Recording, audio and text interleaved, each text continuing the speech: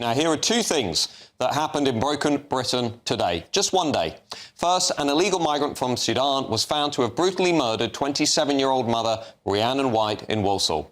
He should never have been in the country to begin with.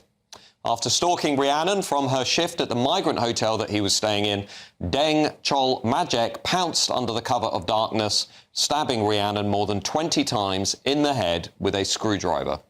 At least one of the blows was so violent that it penetrated her brain. Rhiannon died 3 days later, surrounded by her family in hospital, leaving her young son without a mother and a nation demanding answers as Britain's broken borders claimed another innocent life. And then just hours later, another illegal migrant who should also never have been in this country hit the headlines as the Epping migrant sex attacker who sparked protests across the country was accidentally released from prison. Haydush Kabatu arrived in the UK from Ethiopia on one of the small boats. He was placed in the Bell Migrant Hotel in Epping, Essex. Kabatu went on to sexually assault a 14-year-old child in broad daylight, sparking local and national protests from concerned mothers and fathers who are utterly fed up with living with the consequences of our open borders experiment. Well, fast forward to today, when he was due to be transferred to a migrant detention centre ahead of his deportation.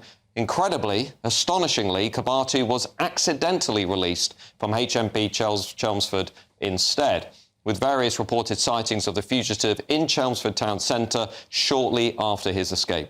The latest line is that he boarded a London-bound train from Chelmsford at lunchtime today, making his way to the capital city.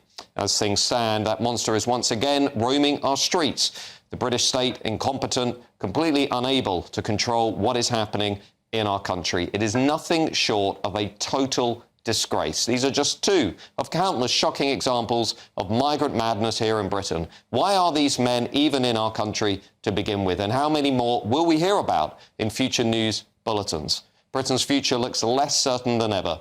One thing I'm certain about, as you know, is that we must push back against this uncontrolled mass migration madness before it is too late.